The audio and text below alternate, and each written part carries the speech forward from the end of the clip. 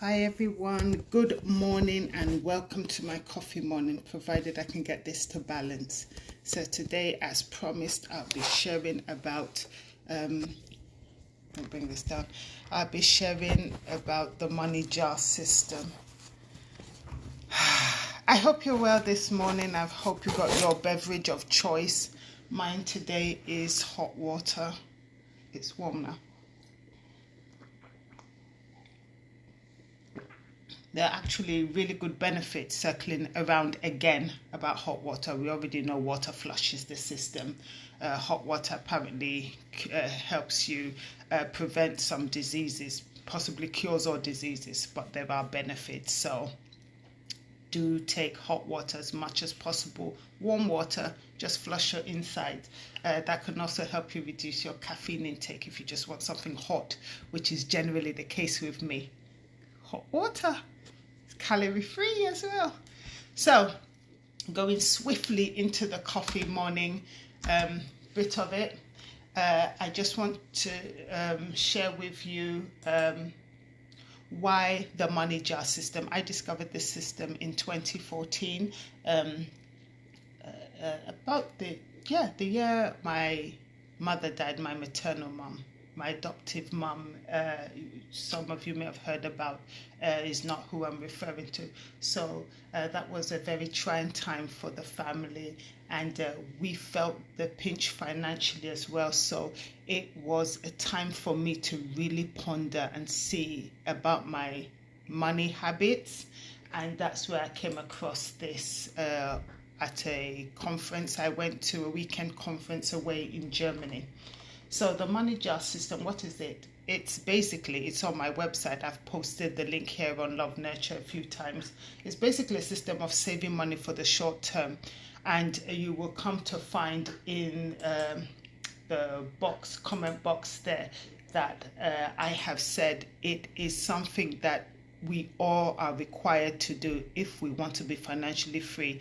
Unless you're already financially free, you already have money invested in your life where you can use it for all your needs and wants, then this is not for you. But if you are not financially free, you do need the money jar system. Basically, it's a way of dividing your income. Whatever your income, just divide it. Don't spend all per se on your bills or all on food, or split it in two, which is generally what we do, bills and food. I want to refer us again to Ecclesiastes chapter 11. And I didn't bring it up, so excuse me while I bring it up. Basically, God is telling us to divide our portions among 7, possibly 8, because we don't know which one will fail.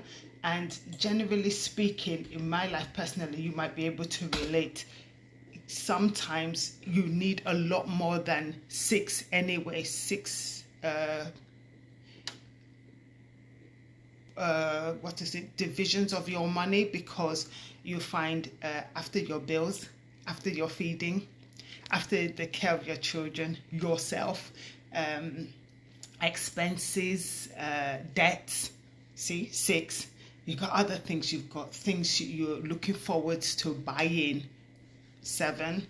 And then maybe someone calls from somewhere, oh, send me money, I need money, 8. So you need 8 income streams. And I'd like to just touch a little bit on the semi-money bit, where we're helping out and so forth. In the money jar system, where you divide your portion, let's say you divide it into 6.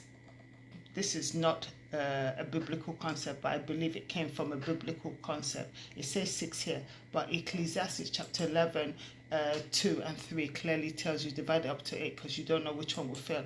Anyway, this one will tell you why you need to divide it into 6, and it's basically, I'll run through it really quickly, and afterwards you can go check it out yourself. You need 10% of your income for investing in your financial freedom. So without fail, this is something you don't quibble about. Then you need play money. As you're working, you're entitled to pay yourself. You're entitled to indulge yourself. 10%. Don't blow the whole lot. Also, you're looking at income to spend on things like a new car, a holiday, gifts, so TV, etc. That's another aspect of it. Education. I'm talking about your financial freedom education. You might be educated to a high level like me, but your education shouldn't end there. You should educate yourself in financial freedom. If you've heard of people like these personal development, I don't want to name anyone, least I get any names wrong right now, maybe it's too early in the morning, but there are personal development gurus out there who have helped themselves and are helping others through techniques and systems and ideas that they've developed through personal experience, through interaction and engagement, whatever it is. They're helping people to expand their horizon. Just go outside of yourself, outside of me, my work, my knowledge, and get more knowledge. So because we say knowledge is power, knowledge is only power if you apply it. If you know everything and you do nothing, you know nothing. So